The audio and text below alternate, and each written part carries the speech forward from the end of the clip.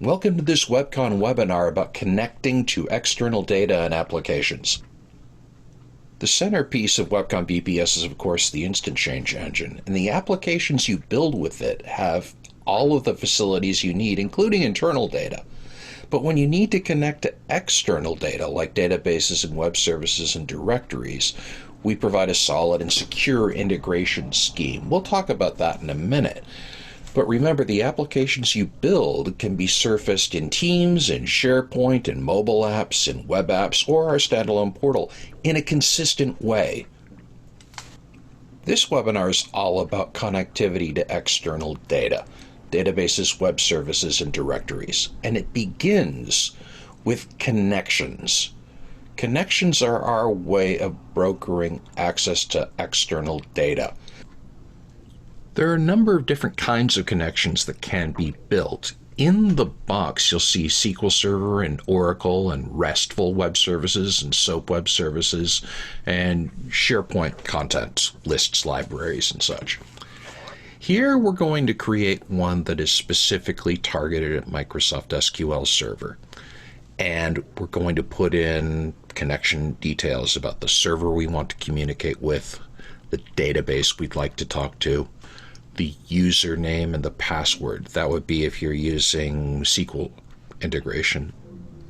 If you're using integrated security, which we obviously recommend, you would grant permission to the WEBCON BPS Engine service account to access the databases in question. The nice thing is that you don't need to take any of this on faith. Once you input the settings, just click the test button and make sure that you're reaching the data that you need. The process is similar when you're dealing with RESTful endpoints, except we give you a little bit of assistance in terms of choosing the type of RESTful endpoint it is, and the connection details like tokens and secrets and other OAuth specifics. The nice thing about our connections is that they respect nuance. We know there are multiple stages that an application will go through. There's development, there's testing, there's production, and we don't make you create multiple connections for each of those steps. In one connection, you indicate what the production connection settings are, the dev connection settings, the test connection settings, and when you deploy, we'll adapt. And once you create a connection, you can create as many data sources as you need from it.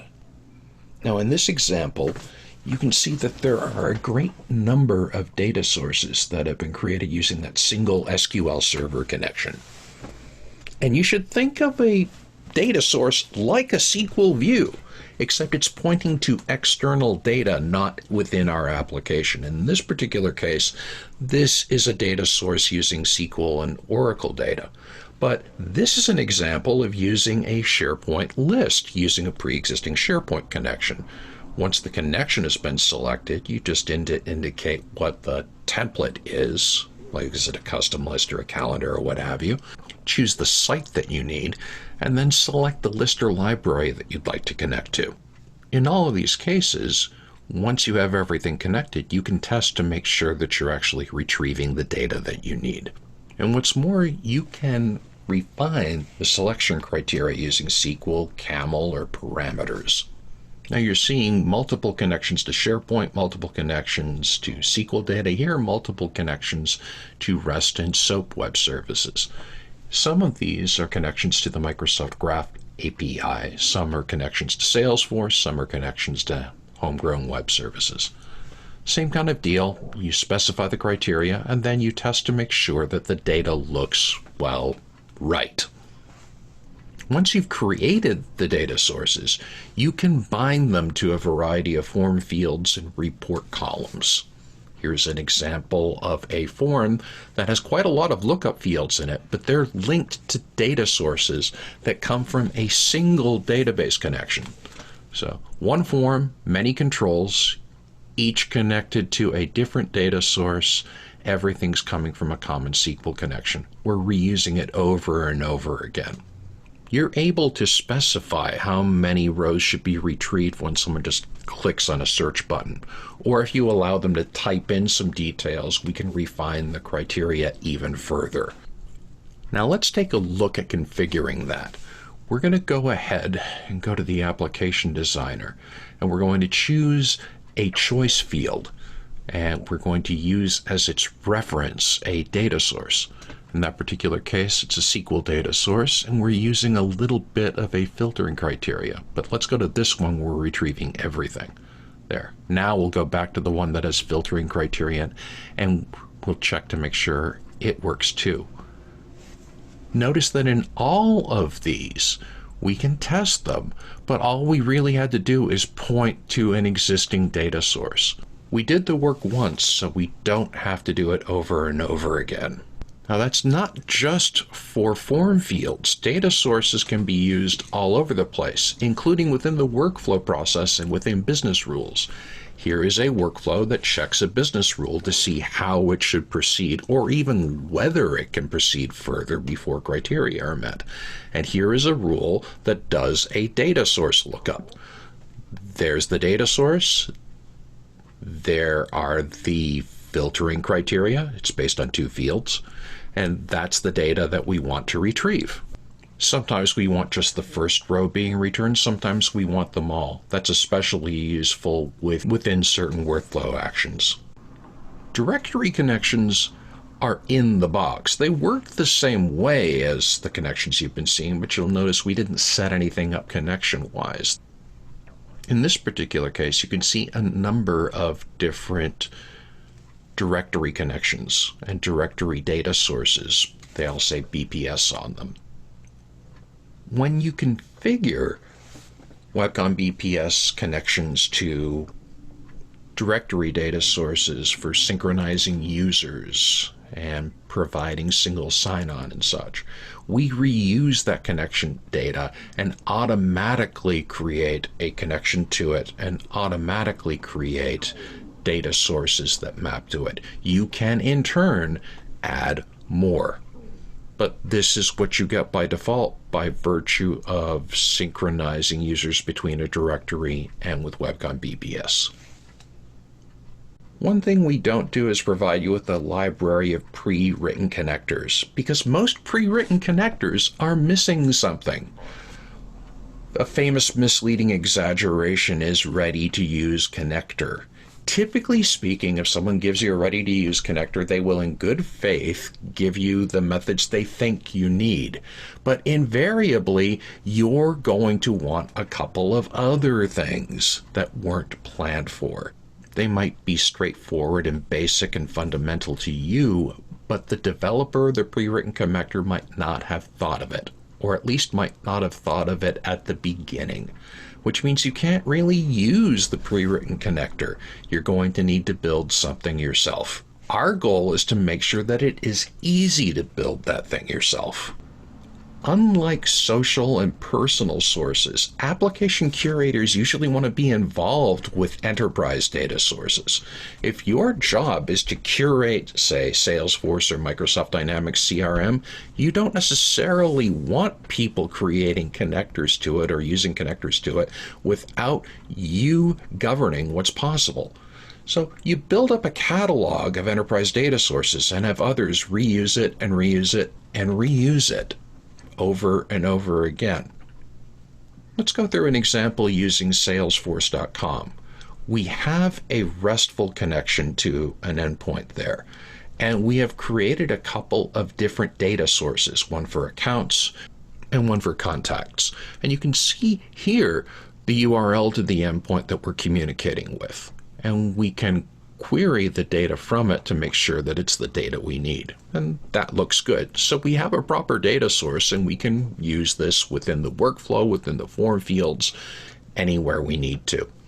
Let's close this and switch over to the workflow, where we see that you open a Salesforce record, make edits, get it reviewed, and commit those changes to Salesforce if necessary. This is a choice field. I'm going to map it to this particular data source, the one for accounts. We'll test it to make sure it works. Yep, that works. And we're going to go in advanced configuration to map the data source columns to form fields. Now let's go check this out in the form. I'm going to go ahead and click a new item. And now I'm going to retrieve a Salesforce account. Let's just grab a batch of them at once and choose one. There, that works. Fields filled in automatically. And now I'll go ahead and make a slight change to the phone number, and then I will click Submit. And then we'll go here from this yellow browser where I'm logged in as the user proposing the change, and I want to check and see what happened to the request I just made. It looks like it went to my manager, Alice. So let's flip over to Alice's environment. You'll see the browser's a slightly different color. And we'll refresh her pending tasks across all of our applications and see, yep, there's the change I proposed. We'll accept it. Now that is off of her plate, and we'll flip back over to my environment. Again, it's in yellow. And go over to Salesforce, and I see Edge Communication has a phone number ending in 1, but if I refresh this, we'll see that it's been updated, and the phone number now ends in 2. Everything just worked, and it worked in seconds. Now you saw how the data was retrieved in the first place. How do we configure the updates? We go back to the workflow and we see that there are a couple of different actions here, one of which is update Salesforce account. So if we go to configure it, you'll see that we're using the connection that already exists, so we don't need to specify very much other than the URL to the exact endpoint and the JSON data that we want to pass in the update. And you'll notice that there's an execution condition. We only want to invoke the update REST method if there's an existing ID to locate and update. And if we go back to the form field, again, you can see that we chose Salesforce accounts. We could have just as easily chosen Salesforce contacts or any of a number of other things. Now, the thing is, you might not need to access external data as often as you think. It depends on circumstances. What I would encourage you to do is to not think of an application as pieces of discrete things created in other places. You can do that, but if you've worked with a lot of other tools, the application doesn't live in one place. It's connections between one form and a forms environment, the data in yet another environment, and then a reactive block of automation logic that will occur when the data changes. Look, that works, but we don't think it's about data. We think an application is about a process, and a process includes data, a process includes a user experience, and it absolutely includes logic. You can think of a process as the smartest list possible. In fact, I think I'd encourage it. If you come here, you'll see that we have a list with a lot of form fields, and then a workflow associated with it where you move through a data entry phase, a manager phase, an accounting review phase, and an acceptance for reimbursement phase. Think of it as a list with a built-in workflow. A lot of fields here, but it has a built-in workflow. It's not just a workflow, it's got a built-in form. This is the layout for the form, and the form is workflow aware. It will adjust itself depending on which stage of the workflow it's in. And then in addition to the workflow, in addition to the form, we call them reports. They're really interactive data views. And so we can point to an interactive data view that also shows you everything going on. And this includes columns that you think of as form fields or content, but it also contains some columns like the step you're in and who it's assigned to that are process or workflow instance data. It combines them together in a nice way. It's a very smart list. And then that smart list becomes an application, or at least part of one, and you can view it within modern SharePoint, or for that matter, classic SharePoint. You can also view it within Teams, the entire dashboard, specific smart lists, individual forms, pending tasks, what have you. And you can see it within your own application. And if you're familiar with WEBCON, you know we're big on instant change. Instant change also applies to data. If you want to change the source data behind a control, or change the data type for a form field, or change the name of a field, those are all things that can be applied to running instances of existing applications without disruption and without destruction of anything. Now, with all that external data, you might want to know where it's being used. So auditing everything is pretty important. If you look at a data source, you can see which applications, which form fields, which workflows, which rules make use of that data source. It's quite easy. In fact, with a connection, you can do the exact same thing. See which actions and which data sources make use of it. It has a big impact on letting you know where a change will have an effect. That one only is used in a few places, but if we take a look at this connection, we'll see that it is used in many different data sources. And if we looked at the data sources, we'd see they're used all over the place too. So in conclusion, when you take connections and you add to that the notion of data sources that are persistent and action templates that use them and business rules that use them and processes as smart lists and instant change and auditing, well, that adds up to a better way to workflow, and which is something we like to call the WEBCON way. Thank you very much for attending this. If you'd like to know more information about WEBCON, you just need to go to www.webcon.com. And now I'd like to open up the floor for questions. If anyone would like to ask me about data connections, actually about anything regarding WEBCON, by all means, feel free to do so. I'll wait around for a few minutes. This webinar is a little shorter than normal. Here we go. Hey, in system data sources is a list with vacation types. Yes, that's absolutely true. There are a lot of different kinds of data sources. Some are automatic and some are not so automatic. How can you create one to modify the existing, vacation types? Okay. I can show you. That's an excellent question. Let's go ahead and address exactly that. For me to do that, I need to stop sharing that video and share out a screen. Let me see. That ought to do it. I think. Actually, no, wait 1 second. I need to make one slight adjustment. Not to worry, just about ready.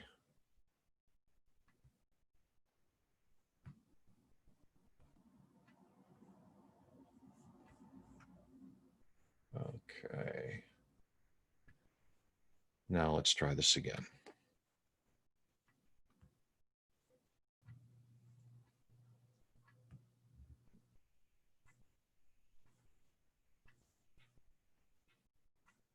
There we go. Okay, so the question pertained to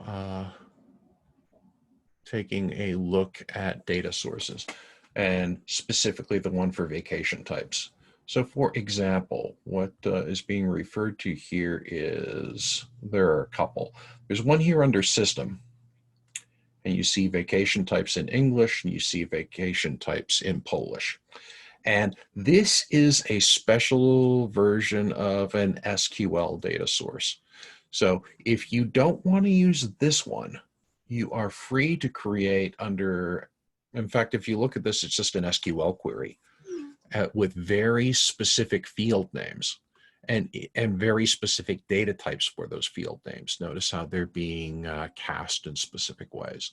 You could take, and you can't edit this obviously, but what you can do is copy this and then come over here to a SQL Server database and create a new one based on it. In fact, I have done exactly that. Check this out. I have this one called vacation types. Now, in this particular case, I have a table somewhere where I'm pulling out the vacation types that I want. In fact, I'm pulling them from fields inside of a dictionary process. And that's why you see the query looking a little bit more involved than the other one. It could have just as easily been that with me just unioning different individual select statements. Due to the way that the built-in absence reporting control works, it depends on either a system or a SQL Server-based data source. The only time you need that vacation times is for the built-in vacation availability control, which is really, really handy. So feeding it correctly is right. And all you need to do is in your application indicate what the source is for vacation information. In fact, let me show you where you do that. That's a different one. There, absence reporting. Here inside of, let me find absence requests. You can see a couple of things. Here under settings, you see the business entity structure. You also see, where is it? I'll find it. Is it under general settings? Sorry, it's been a little while since I've done, here we go. The template configuration. So this particular application, you indicate which data source to use for vacation types, which ones to use for available vacations. You just change this. And as long as it's based on the right data schema and so on, you will see it as available here. There's actually an article in howto.webcon.com that talks all about this. But yes, you create a matching data source in SQL land. I believe you could do it in Oracle as well, but definitely Microsoft SQL Server. And Microsoft SQL Server is always there, right? So it's either static SQL statements union together to create what looks like a set, or you actually query a table or a dictionary someplace. And then you, I forgot one last thing. When I come back here, notice that this is based on a template. It's based on a template called vacation type. Now you can't edit this list of templates. It's something built in and hard-coded. But once you do that, if you say, I have this query, it's based on that vacation type template, then you are free to use it as one of the data sources here instead of the default one. The defaults are not bad, but obviously, yes, they're quite restricted. You can absolutely make that change this way. Hopefully that answered your question. Are there any other questions that anyone would like to ask?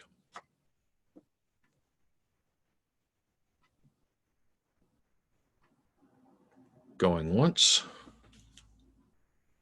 There's another good one.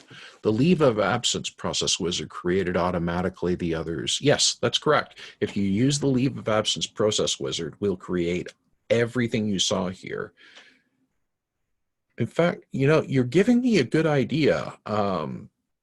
It might be worth it to create either a short video and post it on YouTube, or maybe do a mini webinar about how to customize the results of the absence process wizard.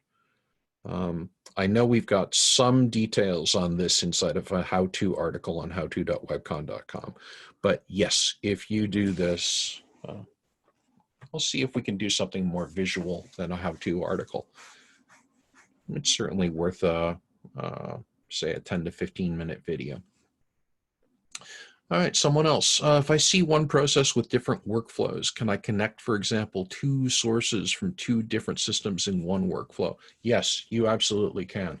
Remember, the workflow has its own data. That's why I said that you might not need to contact external data. But yeah, sometimes you absolutely do. So let's see, what was I using before that had a lot of SQL Server? Right, there was one that involved marketing programs, right? Here it is.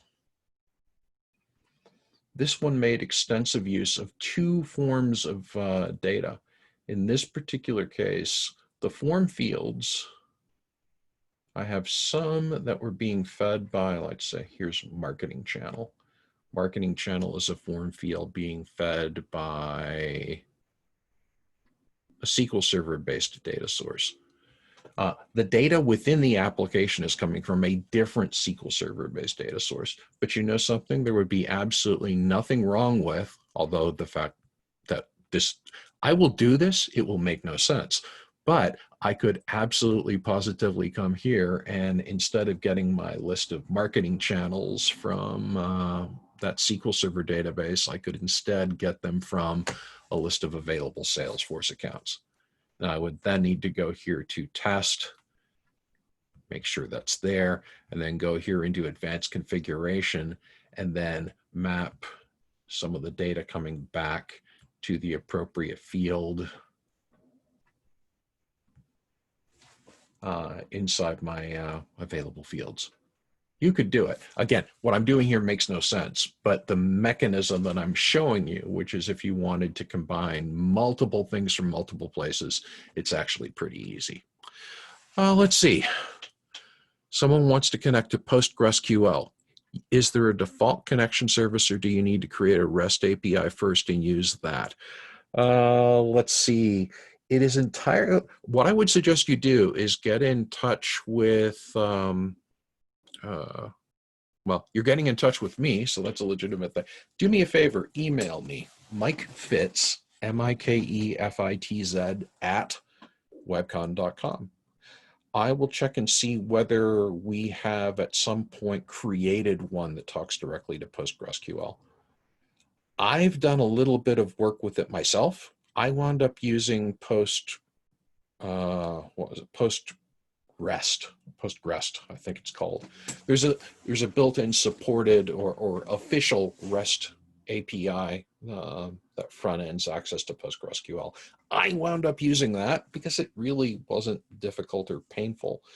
It was quite easy.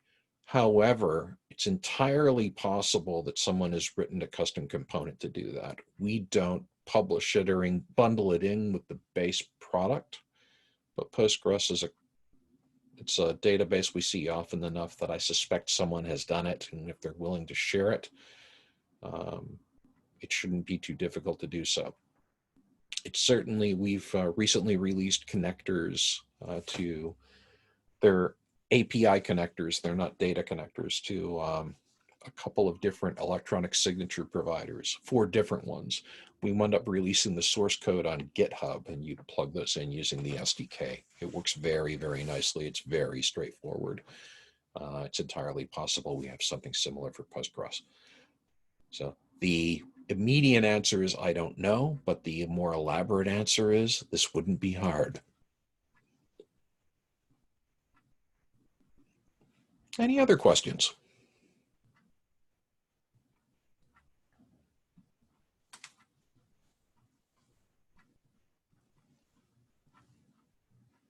All right. Well, thank you, everyone. Really appreciate you spending some time, and hopefully it's been a happy half hour for you. Have a great rest of your day, your evening, your morning, what have you. And we have another webinar coming up in a couple of weeks. Please stay tuned to your mailboxes.